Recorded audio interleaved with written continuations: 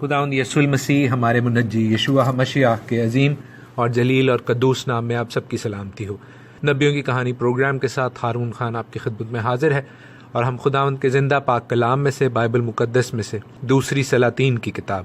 Second Kings, راجوں کی کتاب کو سیکھتے جا رہے ہیں۔ 17ویں باب میں ہم موجود ہیں، 17th چیپٹر، اور اس سلسلے کی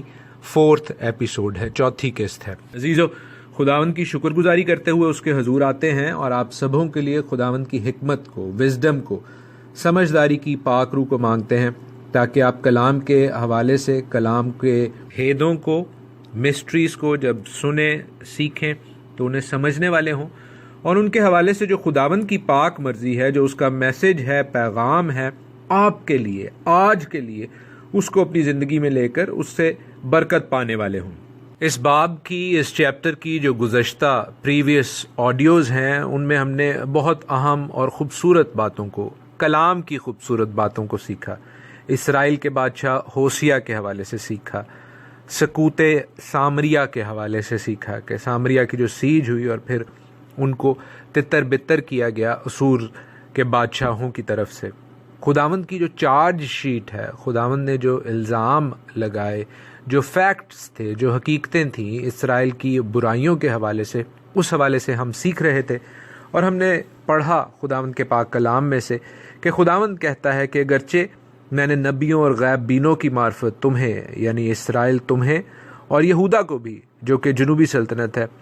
ان کو آگاہ کیا، انفارم کیا، بتایا کہ تم اپنی بری راہوں سے باز آؤ، اور اس ساری شریعت کو، اس نصیحت کو جو خداوند کی نصیحت ہے، جو خداوند کا کلام ہے، اس کو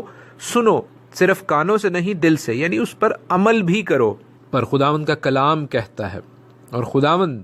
اپنی قوم سے کہتا ہے کہ تم نے خداوند اپنے خدا پر ایمان نہیں رکھا۔ عزیزو، کئی دفعہ ہم ایمان کو، فیتھ کو صرف ایسا سمجھتے ہیں کہ بس ہم نے دل میں سوچ لیا ہے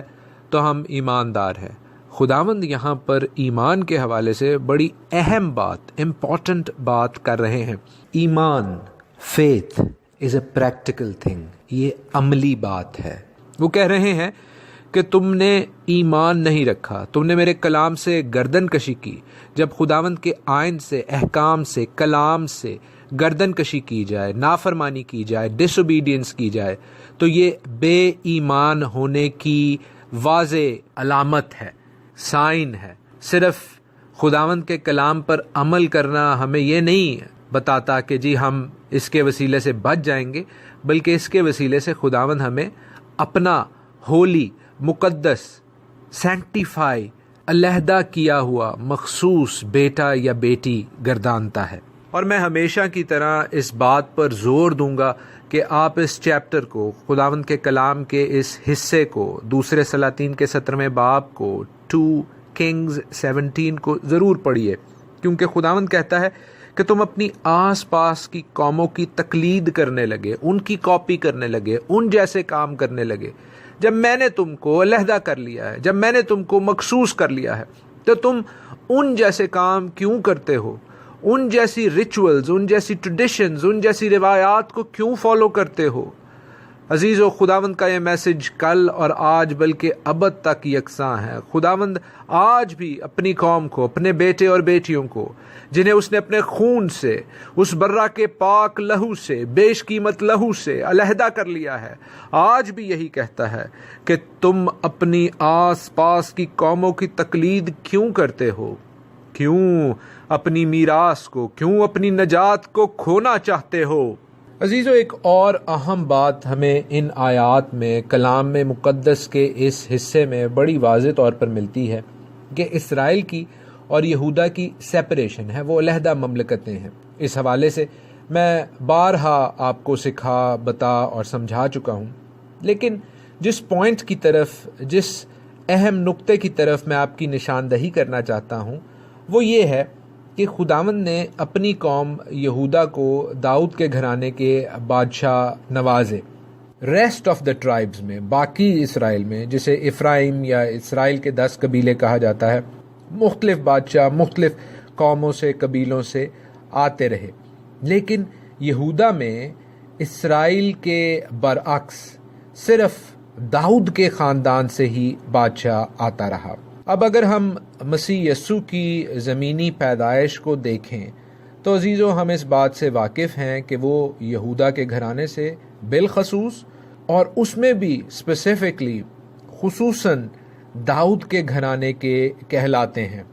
اس لیے کہ خداوند داؤد کے ساتھ اپنے کیے گئے وعدے سے کبھی نہیں پھرا۔ خداوند اپنے وعدوں میں راست ہے، وہ سچا ہے، وہ عادل ہے اور وہ اپنے کلام سے نہیں پھرتا۔ تو عزیزو ہمیں اس بات کو سمجھنے کی ضرورت ہے کہ ہمیں اپنے بادشاہوں کے بادشاہ یسوع المسیح کی بادشاہی میں اس کی بادشاہت کا حصہ بنتے ہوئے اپنے آسمانی باپ کے کلام کے مطابق چلنا ہے، اس کی فرما برداری کرنی ہے، اس کی اوبیڈینس کرنی ہے۔ اب 24ویں آیت سے آگے 24th ورس آنورڈز اس چیپٹر میں 17th chapter of second Kings میں ہم دیکھتے ہیں کہ لکھا ہے، شاہ اسور نے بابل اور کوتا اور اوا اور حمات اور سفروائم کے لوگوں کو لا کر بنی اسرائیل کی جگہ سامریا کے شہروں میں بسایا، سو وہ سامریا کے مالک ہوئے اور اس کے شہروں میں بس گئے، اور اپنے بس جانے کے شروع میں انہوں نے خداوند کا خوف نہ مانا، اس لیے خداوند نے ان کے درمیان شیروں کو بھیجا جنہوں نے ان میں سے بعض کو مار ڈالا۔ پس انہوں نے شاہ اسور سے یہ کہا کہ جن قوموں کو تو نے لے جا کر سامریا کے شہروں میں بسایا ہے وہ اس ملک کے خدا کے طریقہ سے واقف نہیں ہیں، چنانچہ اس نے ان میں شیر بھیج دیے ہیں، اور دیکھ وہ ان کو پھاڑتے ہیں، اس لیے کہ اس ملک کے خدا کے طریقہ سے واقف نہیں۔ تب اسور کے بادشاہ نے یہ حکم دیا کہ جن کاہنوں کو تم وہاں سے لے آئے ہو ان میں سے ایک کو وہاں لے جاؤ، اور وہ جا کر وہیں رہے، اور یہ کاہن ان کو اس ملک کے خدا کا طریقہ سکھائے۔ سو ان کاہنوں میں سے جن کو وہ سامریا سے لے گئے تھے ایک کاہن آ کر بیت ایل میں رہنے لگا اور ان کو سکھایا کہ خدا کا خوف کیوں کر ماننا چاہیے۔ تس پر بھی ہر قوم نے اپنے دیوتا بنائے اور ان کو سامریوں کے بنائے ہوئے اونچے مقاموں کے مندروں میں رکھا۔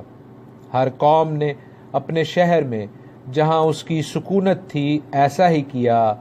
سو بابلیوں نے سکات بنات کو، اور کویتیوں نے نیر گل کو، اور حماتیوں نے اسیما کو، اور ایوائیوں نے نجاز اور ترتاق کو بنایا، اور سفرویوں نے اپنے بیٹوں کو ادر ملک اور ان ملک کے لیے جو سفروائم کے دیوتا تھے آگ میں جلایا۔ یوں وہ خداوند سے بھی ڈرتے تھے اور اپنے لیے اونچے مقاموں کے کاہن بھی اپنے ہی میں سے بنا لیے جو اونچے مقاموں کے مندروں میں بھی ان کے لیے قربانی گزرانتے تھے۔ سو وہ خداوند سے بھی ڈرتے تھے اور اپنی قوموں کے دستور کے مطابق جن میں سے وہ نکال لیے گئے تھے اپنے دیوتا کی پرستش بھی کرتے تھے۔ اب کلام کے اس حصے سے کچھ باتیں بڑی اہم اور واضح ہیں، کلیئر ہیں۔ وہ یہ ہیں کہ اس جگہ کو آباد رکھا گیا ہے۔ یہ بات ذہن میں رکھیں کہ خداوند یسوع المسیح یشوع مسیح کے ٹائم میں، جو کہ اس ٹائم پیریڈ کے دوسرے سلاطین کے 17ویں باب کے قریب 700 سالوں کے بعد 700 ایئرز لیٹر آئے گی، سامریا یا سمیریا ایک پرومیننٹ اہم سٹی تھا۔ جو لوگ یہاں پر اس ملک میں اسرائیل میں 10 قبائل میں 10 ٹرائبز میں بسائے جا رہے ہیں عزیزو، وہ ایک دم نہیں بسا دیے گئے، وہ آہستہ آہستہ لائے گئے ہیں۔ کلام کے اس حصے کو ضرور اس طرح پڑھیے گا، یہ کئی سالوں پر مینی ایئرز پر پھیلا ہوا ہے۔ اس کی ریزن یہ ہے، اس کی وجہ یہ ہے کہ جو لوگ اسیر کر کے قیدی بنا کے اسرائیل میں سے لے جائے گئے ہیں وہ بھی ایک دم نہیں لے جائے گئے، وہ بھی مختلف جتھوں میں مختلف حصوں میں لے کر گئے ہیں۔ تو جب وہ جگہ کمپلیٹلی خالی ہو گئی بالآخر، یا کچھ ملے جلے لوگ رہتے تھے، پھر یہ اور قوموں کے لوگ اس جگہ میں بسائے گئے تاکہ ان جگہ کی جو سہولیات ہیں، جو طریقہ کار ہیں، ان کو استعمال میں رکھا جائے۔ اس ٹائم پہ جو اسوریوں کا اسیرینز کا بادشاہ ہے وہ شلمنیسر نہیں رہا، شلمنیسر کی وفات ہو چکی ہے اور اس کی جگہ اسار ہدون جو ہے وہ بادشاہ بن گیا ہے۔ اسار ہدون کی اپنی ایڈمنسٹریشن میں، اپنے آفس میں بہت سے فارنرز تھے، بہت سے غیر اقوام کے لوگ تھے جو بابل کے تھے، جو اور صفر وائم کے لوگ تھے. سو انہوں نے کیا کیا کہ اپنے اپنے ملکوں میں سے جو کہ ان کے طفیلیے ہی تھے، ان کے ساتھ جڑے ہوئے تھے، اسی طرح چھوٹے موٹے لوگوں کو پکڑ کے زبردستی ان کی ہوم نیشن سے، ان کی اپنی قوموں سے ان کو نکال کر ان کو شمرون میں یعنی سامریا میں بسایا گیا. اچھا، اب یہاں پر جو دوسری اہم بات ہم نے پڑھی اور بڑی کلیئر ہے، واضح ہے کہ وہ اپنے خداؤں کے اپنے طور طریقوں کے مطابق اس جگہ پر آ کر بسے. اس جگہ میں آ کر انہوں نے نقصان اٹھایا کیونکہ ان کی حرکات، ان کی برائیاں، ان کی عبادتیں خداوند کو، یہوہ خدا کو غصہ دلانے کے مترادف تھیں. سو وہ جنگلی جانوروں سے، نیچرل کلیمٹیز سے مارے جاتے ہیں. اس موقع پر ان کو خیال آتا ہے، اور یہ خیال یہ اس کلچر کو سم اپ کرتا ہے کہ لوگوں کا خیال تھا کہ جو ان کے دیوتا یا ان کے خدا ہیں ان کی ٹیریٹریز ہیں، ان کے علاقے ہیں. چونکہ وہ کسی اور خدا کے علاقے میں آئے ہیں، اس وجہ سے اپنے علاقے کے خدا کی جو جورسڈکشن ہے، جو اس کا علاقہ ہے، وہ یہاں پر آ کر اختیار ختم ہو گیا ہے. اب یہاں پر یہاں کے خدا کی، یہاں کے دیوتا کی بات چلنی چاہیے. لیکن چونکہ ان کے اپنے اندر اس کلچر کی، اس ملک کی، اس مذہب کی روایات موجود تھیں عزیزو، اسی وجہ سے ہم دیکھتے ہیں اور پڑھتے ہیں کہ وہ خداوند یہوہ خدا کے بارے میں انہوں نے جان لیا،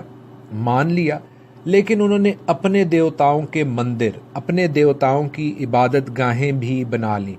اور ایک ملی جلی عبادت، روایت، ٹریڈیشن، مذہب چل نکلا جس میں ملا جلا تھا، ملاوٹ تھی، جس میں یہوہ کا نام استعمال شاید ہو جائے لیکن جو ریچولز ہیں، جو ٹریڈیشنز ہیں، جو روایات ہیں، جو طور طریقہ ہے، وہ بابلیوں کا بھی تھا، ایوائیوں کا بھی تھا، سفرویوں کا بھی تھا، اور ان کے اپنے اپنے دیوتا تھے جن کے میں نے نام کچھ دیر پہلے پڑھے تھے. عزیزو، یہ وہ خطرناک سچویشن ہے، یہ وہ بری بات ہے جو ہمیں بہت ہی سیریسلی، سنجیدگی سے سمجھنی چاہیے. اس لیے کہ یہاں پر پڑھ کر ہم اس بات کو بالکل ٹھیک سمجھ رہے ہیں، لیکن ہم یہ نہیں جانتے، اگرچہ آج کل انٹرنیٹ کی وجہ سے اور زیادہ علمیت کی وجہ سے یہ بات آہستہ آہستہ کلیئر ہوتی جا رہی ہے کہ خود مسیحت میں بھی، کرسچینٹی میں بھی دوسرے کلچرز کی، پیگن ورلڈ کی، غیر اقوام کی روشیں، عبادتیں شامل ہوئیں. اور وہ کس وقت شامل ہوئیں؟ جب روم نے، جو کہ ایک سپر پاور تھا، خداوند یسوع المسیح کی کروسیفکشن، مصلوبیت، اس کے بعد جی اٹھنے اور اس کے بعد آسمان پر اٹھائے جانے کے بعد ہم دیکھتے ہیں کہ روم نے اگرچہ انیشلی شروع میں خداوند کے ماننے والوں کو بہت ستایا، لیکن بالآخر جب تیسری صدی عیسوی میں، 3rd سینچری میں روم کا بادشاہ مسیحت کو قبول کرتا ہے تو بحیثیت بادشاہ کے وہ سرکاری مذہب مسیحت، کرسچینٹی کو روم میں رائج کرتا ہے. اور روم چونکہ اس وقت سپر پاور تھا، جس طرح یہاں پر اسیریا اس وقت سپر پاور ہے، تو جتنے ملک، جتنی قومیں اس کے ساتھ لنکڈ تھیں، ملحق تھیں، ان سبھوں کے لوگ جو کہ مختلف دیوی دیوتاؤں کو منانے والے تھے، ان کے کلچرز کو، ان کی عبادتوں کو کرنے والے تھے، ان کو بھی مسیحت کو قبول کرنا پڑا. انہوں نے بھی یہی کیا جو یہاں پر ہم 24 آیت سے 33 آیت تک پڑھتے ہیں. 2 Kings 17:24-33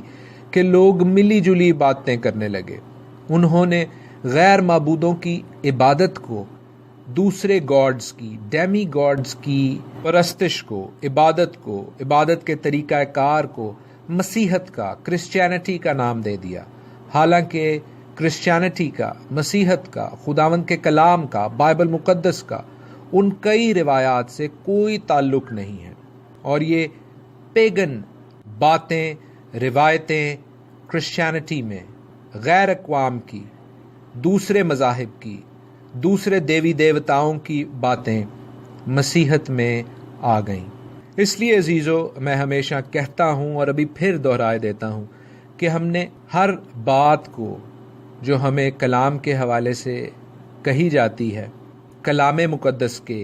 कसौटी पर, मेजरिंग स्टिक पर, पैमाने पर चेक करना है। और अगर वो कलाम मुक़द्दस के मुताबिक नहीं है तो हमें उस रिवायत को, उस आदत को, उस गलत इबादत को अपनी ज़िंदगियों से, अपने ख़ानदानों की ज़िंदगियों से, अपने चर्चेज़ की ज़िंदगियों से निकालना है। इंसान होते हुए ये आसान बात नहीं है, क्योंकि ये रिवायतें शायद हमारे बाप दादा और उनके बाप दादा से चलती आ रही हैं,